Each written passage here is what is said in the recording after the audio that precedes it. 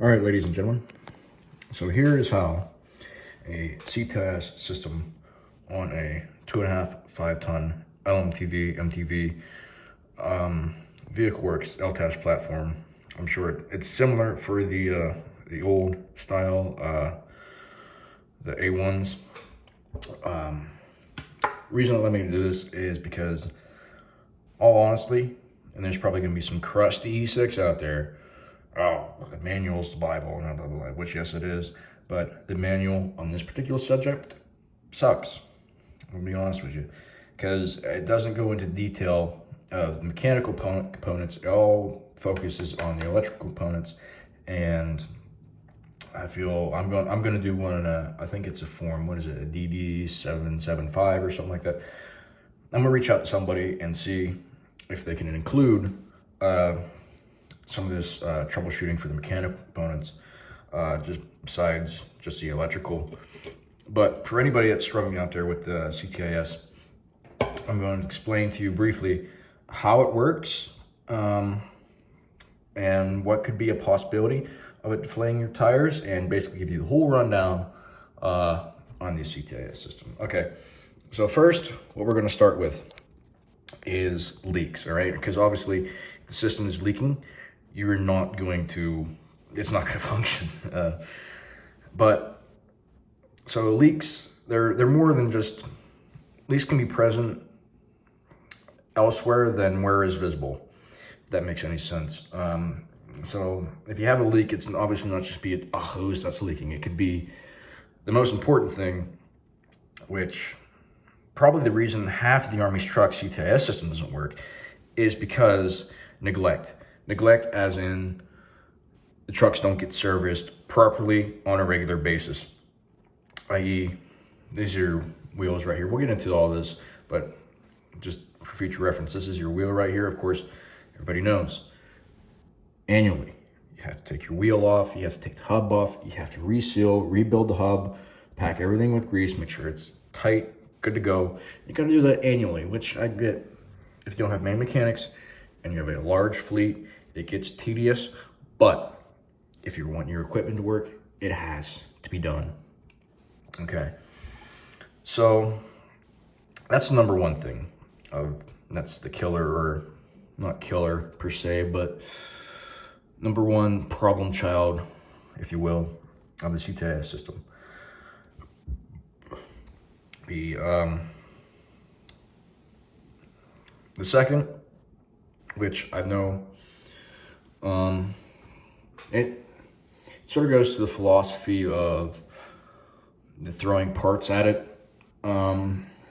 mentality, but I have seen them go out, so I'm not going to discredit it, but just be wary.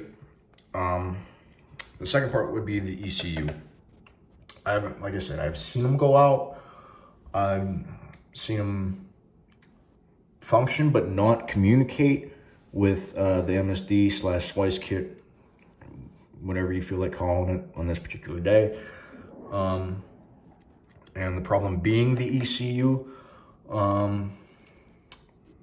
So it's definitely an option to look at, but let's say, okay, the situation I am having, which led me to making this video expose, is truck just came in for service, hubs were serviced correctly, still had a Ctis issue, ECU was replaced, and still there was a Ctis fault. The most common one that I see, the most confusing, is the Ctis deflates the tires, which can be very just an annoying fault, very confusing fault, and hence the reason for this video, to clear some things up. But to clear it up, first we have to understand how it works and what really everything does. So I'm going to start on the air system side of it. So this is the air system, a crude drawing, but nonetheless an accurate representation. So if you don't know, your Ctis system is solely supplied by your wet tank. Okay, the two other tanks that you have on your Lmtv or FMTV are strictly for the front and rear axle or intermediate axle air brakes. Okay, but the wet tank it's not solely, it can also supply the two other tanks, but the Ctis functions off of the wet tank alone. Okay, those two other tanks have no bearing on the Ctis whatsoever. So we have our wet tank, and coming off of our wet tank, as you can see here, the first thing really I think that makes sense to describe in this system is the pressure sensor, the wet tank pressure sensor. Essentially, what wet tank pressure sensor does, its only purpose is to tell the ECU that the wet tank is up to pressure, that we are good to go. We have adequate pressure to perform whatever functions we have to have. So that is the purpose of the wet tank pressure sensor. Of course, the circuit, it's a simple switch. Whenever the tank gets up to 125 psi, switch closes, current goes through. It's as simple as that. I haven't really seen any go out, but I believe they're out there, and it is specified in the manual to check this. I can easily see how they would go out because they're sort of on the other side of the tank. They're exposed to the elements. They can get busted off, corroded, you name it, it could probably happen to it. All right, so that is the first component. So we're going to continue on the air path here, and we'll get to all this electrical circuitry in a minute in this theory of operation, but we'll continue on the strictly pneumatic path for now. So wet tank's up to pressure. ECU realizes it's up to pressure, so it will automatically supply air once the system is up to pressure.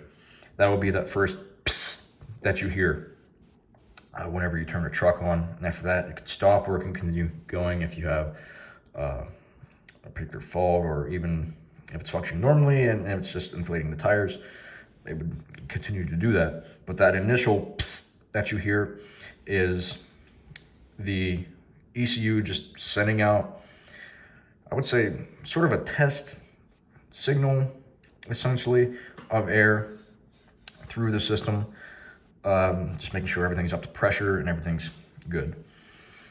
So how the pneumatic system works is, so once this circuit over here is closed, this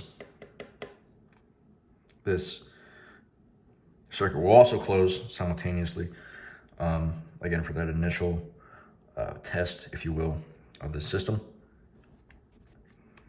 And after that, the ECU will determine what it needs to do to if it needs air or if it doesn't need air, but we'll cover that later. So, but that psst that you hear, you'll hear the manifold go, you hear air go through the manifold, and then you'll hear that psst. That will bring us to our next component, which is the purge check valve assemblies, as you can see right here. I know I'm not a very great artist, but essentially what's going on here on that initial cycle of air is air comes up, it goes through here, it will go through the purge valve assembly. It's a T, it tees off, and it will briefly just enter this component, which we'll talk about, but this component will close, and any remaining air within this system, because this closes, it will create back pressure and it will shoot out to the atmosphere, and that creates that psst that you hear. Okay, so from there, this system will be pressurized after that, because this valve has a check, which means basically a one-way sign, of course, which air can go this way, but it cannot come this way, which is important, which we'll discuss more when we're talking about the particular tire deflating fault. So after the system does that initial check, it will see if any of these sensors are low on pressure. And well, during that system, that's when it sees if any of these sensors are low on pressure, because of course it has to go through that check valve. This will be pressurized. So when it does that, what it's testing, so there is only one of these per axle. I have omitted, say for the 6-wheeled 5-ton FMTVs, I've omitted the